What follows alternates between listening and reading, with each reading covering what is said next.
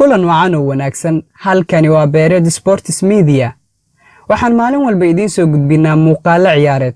Muuqaalkeena maanta waxaan ku soo qaadan doonaa dhaqdhaqaaqyadii suuqa kala iibsiga ciyaartoyda ee ugu dambeysay. Qodobada aad ku daawan doontaanna waxaa ka mid ah Paul Pogba oo doonaya inuu Manchester United ka dhaqaaqo, Juventus oo tilaabo u jirsatay saxiixa Matthias de Ligt.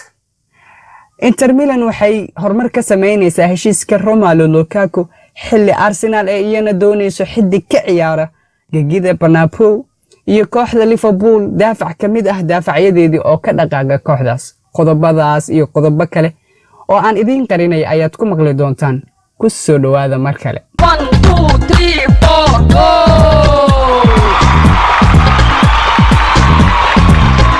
marka hore waxaan kuugu baaqayaa inaad subscribe dhahdo channelkeena, gambaleelkana aad furato, muuqaaladeennana aad like saarto, wixii talana aad commentiga noogu soo dhiibto, asxaabtaadana aad la wadaagto. Mahadsanid. Isku soo noqod wanaagsan. Paul Pogba wuxuu doonayaa inuu ka dhaqaaqo gegida Old Trafford. Ole Gunnar Solskjaer wuxuu u diray fariin xoogan isaga iyo wakiilkiisa.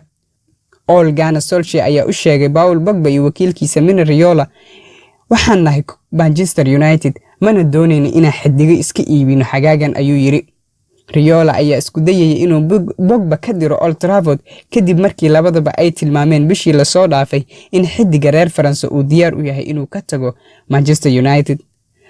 Pogba heshiiskiisa waxaa ka harsan 3 sano, waxaana mushaar ahaan jeebka ugu ritaa isbuucii 300 oo gini. Solskjaer wuxuu xusay inaysan jirin cadaadis kooxda ku qasbaya inay Paul Pogba iska iibiyaan. sida lagu soo xigtay wargeyska Sky Sports, Juventus ayaa kaliya hal tilaabo u jirta inay dhamaystirto saxiixa xiddiga da'da yar ee Ajax kabtanka u ahaa Matthias de Ligt. Heshiiska ayaa u muuqday mid xoogan toddobaadkii la soo dhaafay, laakiin Sky Sports ayaa haatan sheegaysa in heshiiska uu yahay mid hal tilaabo ay u jirto kooxda Juventus.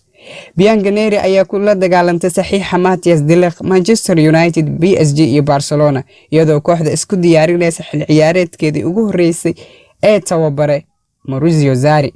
Waxaana la filayaa in 75 milyan oo euro uu Matthias de Ligt ku yimaado garoonka Turin. Dhanka kale, agaasimayaal Inter ka socda ayaa waxay safar ku tageen magaalada Manchester. Waxay u muuqataa mustaqbalka Lukaku ee Manchester United inuu soo gabagaboobayo. Romelu Lukaku ayaa si xoogan loola xiriirinayaa kooxda Inter, laakiin waxaa jira isfahandaro ka dhaxaysa Manchester United iyo Nerazzurri. Lukaku ayaa hore u shaaciyay inuu xiiso u qabo inuu ka hoos ciyaaro tababaraha kooxda Antonio Conte, waxaana u badan tahay inuu u wareegi doono toddobaadyada soo socdo. Daaficii hore ee Liverpool Alberto Moreno wuxuu isaga dhaqaaqay Anfield. Daaficii hore ee Liverpool Alberto Moreno ayaa ogolaaday inuu ku biiro kooxda reer Spain ee Villarreal. 27 jirkan daafaca bidix ayaa saxiixi doona heshiis 5 sano ah oo kula joogayo Villarreal maanta oo Arbaco ah. Moreno oo 4 kulan u saftay Spain ayaa ahaa xor kadib markii uu dhacay qandaraaskiisa uu kula joogo kooxda Liverpool. bartilmaameedkii muddada dheer ee kooxda PSG Samuel Umtiti ayaa waxaa la warinayaa inuu ka qayb noqon karo heshiiska Neymar oo dib ugu soo laabanayo Barcelona. Neymar ayaa doonaya inuu ka tago kooxda heysata horyaalka Faransiiska, wuxuuna rajaynayaa inuu dib ula midoobo saaxiibadiisa hore Paris Saint-Germain. iyadoo heshiiska Neymar maraysa ayaa lagu soo warinayaa inay ku rajo weyn tahay heshiiska daafaca dambeedka dhexe ee Barcelona Samuel Umtiti, maadaama uu muddo dheer diiradda u saarnaa. dhanka kale, Real Madrid Arsenal waxay ku wargelisay in 18 milyan ay ku heli karaan Mariano Diaz. Arsenal ayaa quudareynaysa saxiixa xiddigan, waxa ayna rabtaa inay ku xoojiso garbaheeda. Barcelona waxay doonaysaa wiil uu dhalay xiddigeedii hore ee Jorge Haji.